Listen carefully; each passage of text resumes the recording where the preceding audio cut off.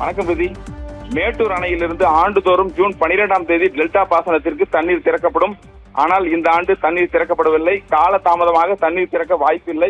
கர்நாடகா உள்ளிட்ட பகுதிகளில் தென்மேற்கு பருவமழை தீவிரமடைந்து அங்குள்ள அணைகள் நிரம்பி உபரி நீர் காவிரி ஆற்றில் வரும்பொழுது தற்பொழுது ஆனால் முற்றிலும் தலைகீழாக மாறிவிட்டது. ஒட்டுமொத்தமாக டெல்டா விவசாயிகளுக்கும் தமிழக மக்களுக்கும் ஒரு அபாயத்தை ஏற்படுத்தியுள்ளது.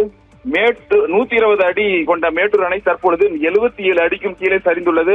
93.47 டிஎம்சி இருக்கும் பொழுது கடல் போல் காட்சியளிக்கும் மேட்டூர் அணை தற்பொழுது எங்கு பார்த்தாலும் வெடித்து மண் திட்டுகளாகத்தான் காட்சியளிக்கும் நிலை உள்ளது.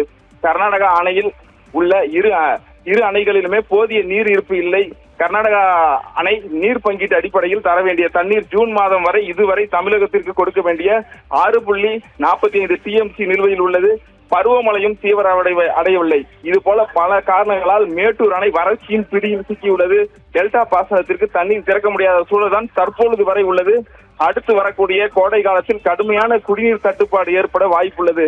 இதையெல்லாம் போக்க வேண்டும் என்றால் தென்மேற்கு பருவமழை கை கொடுக்க வேண்டும். தமிழகத்திற்கு கர்நாடக அரசு வழங்க வேண்டிய நீர் பங்கீடை மாதந்தோறும் வழங்க வேண்டும். தமிழகத்தை வறட்சியின் பிடியிலிருந்து காப்பாற்றுவதற்கு மணல் மேடுகளாக திட்டுகளாக காட்சியளிக்கும் காவிரி ஆறு தண்ணீர் கரை புரண்டு ஓடுமா என்ற ஒரு எதிர்பார்ப்பும் தற்பொழுது எழுந்துள்ளது. தற்பொழுது எங்கு பார்த்தாலுமே அதாவது மேட்டூர் அணை காவிரி கரை முழுமையாகவே வெடித்து திட்டுகளாகவே காட்சியளிக்கிறது. ஆர்ப்பரித்து தண்ணீர் சென்ற இடமெல்லாம் தற்பொழுது தண்ணீர் இல்லாமல் வறட்சியின் பிடியில் சிக்கி தவிக்கும் காட்சிதான் தற்பொழுது வெளியாகி உள்ளது. ரிதி.